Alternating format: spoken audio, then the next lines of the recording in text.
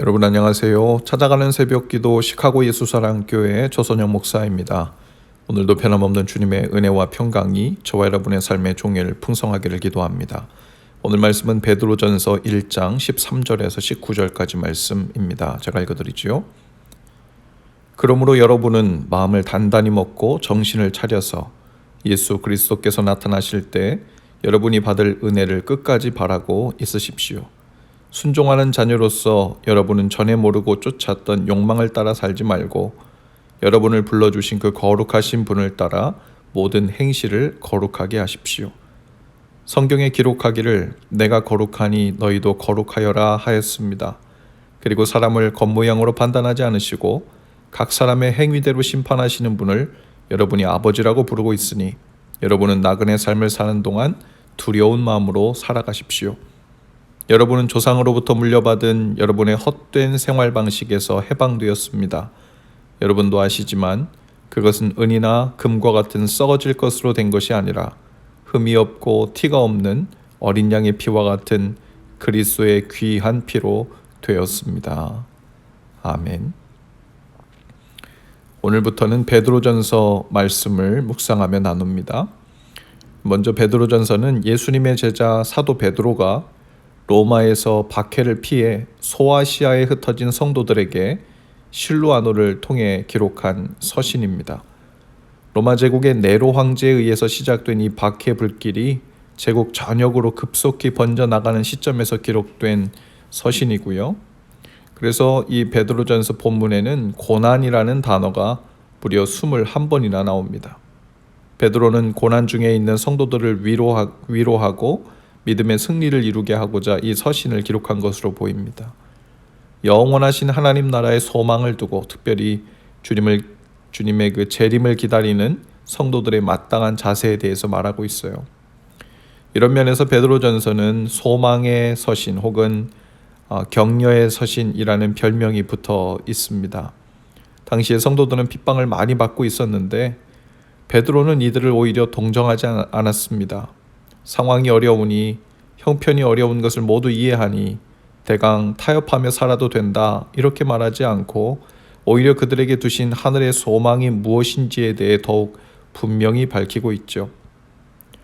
우리는 하나님 나라에 산 소망을 가진 자들이라는 것입니다. 그리고 예수님은 반드시 다시 오십니다. 그러므로 이제 주님을 기다리는 성도는 이러한 때일수록 마음을 더욱 단단히 먹고 정신을 바짝 차리고 살아야 한다는 것이죠. 이전에 세상의 욕망을 따라 살던 삶으로 돌아가지 말고 거룩함을 쫓아 행실을 조심하라고 합니다. 재림을 기다리는 성도는 마음의 허리를 동이고 근신하며 살아야 한다는 거예요. 마치 이스라엘 백성이 애굽에서 구원받을 그 당시에 출애굽하는 과정에서 허리를 동이고 언제라도 다시 이동할 수 있도록 지팡이를 짚고 떠날 채비를 하면서 깨어서 식사를 했던 것처럼 해야 한다는 겁니다. 그런 의미에서 성도는 방탕하거나 술 취하지 말아야 합니다. 단순히 방탕하거나 술 취하지 않아야 되는 이유가 기독교인으로서 윤리적 도덕적인 이유만이 아니라 하나님이 기뻐하시는 거 아닌가 이것을 떠나서 주님의 재림을 기다리는 준비된 나그네로서의 자세가 아니기 때문이죠. 염려로 마음이 둔해지거나 안일해져서도 안 된다고 합니다. 사치와 방종으로 마음이 살쪄서도 안 된다는 거죠.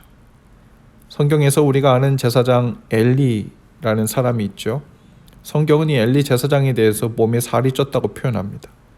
제사장의 외모에 대해서 성경이 그렇게 기록한 이유는 그의 영적인 상태를 그렇게 묘사한 것으로 보입니다. 하나님께 대하여 안일했고 영적으로 비만했고 절제하지 않았고 욕망을 따라 되는 대로 살았다는 말입니다.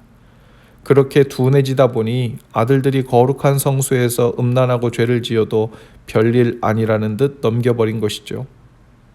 한 시대의 백성들이 주님을 따르도록 이끌어야 할 막중한 책임을 맡은 제사장이었기에 그 죄는 더욱 무거웠습니다. 그는 의자에서 넘어져 목이 부러져 죽습니다. 몸이 살이 찐 것보다 더 심각한 것은 그의 마음에 살이 찐 것이었죠. 우리가 절제 없이 먹으면 비만이 되듯이 세상 문화를 함부로 받아들이면 마음에 비만이 걸리기 쉽죠. 우리는 세상의 문화에 절제함으로 마음의 다이어트를 해야 하죠. 세상적인 쾌락을 절제해야 합니다. 18절 19절에서 베드로는 이렇게 단호하게 이야기합니다. 여러분은 조상으로부터 물려받은 여러분의 헛된 생활 방식에서 해방되었습니다. 여러분도 아시지만 그것은 은이나 금과 같은 썩어질 것으로 된 것이 아니라 흠이 없고 티가 없는 어린 양의 피와 같은 그리스도의 귀한 피로 되었습니다. 우리가 구원받은 성도가 되었다는 말은 믿음의 고백만으로 구원받은 자격이 주어졌다는 의미가 아닙니다. 육신과 쾌락을 쫓아 절제 없이 되는 대로 살던 헛된 생활 방식에서 해방되었다는 뜻이죠. 이전엔 목적도 없이 하루하루 더 맛난 것 먹고 더 재미있는 것 찾아다니며 즐기며 살면 그만이라고 생각되었다면, 그리고 그것이 성공하는 삶, 또 남들이 남부러워하는 삶이라고 생각했다면, 그런 가치관과 인생관을 따르는 생활 방식이었다면 그것을 청산하는 삶이 되었다는 말입니다. 이제는 그 생활 방식이 고쳐질 수밖에 없어요. 성도는 산 소망을 따라 살도록 인생을 사는 이유와 목적이 조정된 삶입니다. 예수님의 오심을 준비하며 맡겨주신 사명을 쫓아 힘을 다해 살기 시작하고 날마다 거룩해지기를 사모하는, 그것을 원하는 태도를 갖게 된 거죠.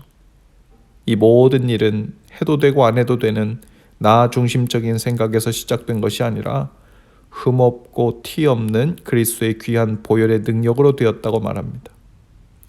그러니 오늘 믿는 자로서 하나님 앞에서 무엇을 위해 어떤 생활 방식을 가지고 살아가고 있는가 하는 것은 우리를 위해 죽으신 예수님의 보혈을 얼마나 가치 있게 여기는지, 그리고 우리에게 주신 그 산 소망을 따라 살고 있는지에 대한 진정성을 보여주는 것이라고 볼 수 있죠. 그리고 고난과 어려움이 있을 때 더욱 필요한 것은 좀 더 느슨한 삶의 방식이 아니라 더욱 거룩을 향해 사명과 산 소망을 단단히 붙들고 나가야 하는 것이라는 말입니다. 그것이 어려운 중에도 날마다 우리에게 더욱 힘이 되고 다시 일어나 주님을 쫓아가는 능력과 이유가 되죠. 오늘 저와 여러분의 마음에 이 거룩하고 소중한 산 소망이 더욱 불일듯 일어나기를 바랍니다. 하나님 앞에서 더욱 거룩한 삶을 위해 절제하고 자신을 지키고 삶의 행실과 방식을 고쳐가는 새로운 날마다의 도전이 있게 되기를 바라요. 날마다 그 산 소망이 우리의 삶에서 작동하며 능력이 되는 날 되실 수 있기를 주님의 이름으로 축복합니다. 기도합시다. 주님, 오늘도 산 소망을 품고 살기를 원합니다. 고난당하고 어려운 저희에게 마땅히 품어야 할 믿는 자의 자세를 다시 고쳐잡게 하시고 마음의 허리를 동이고 부지런히 소망 중에 주님을 붙들게 하옵소서. 예수님 이름으로 기도합니다.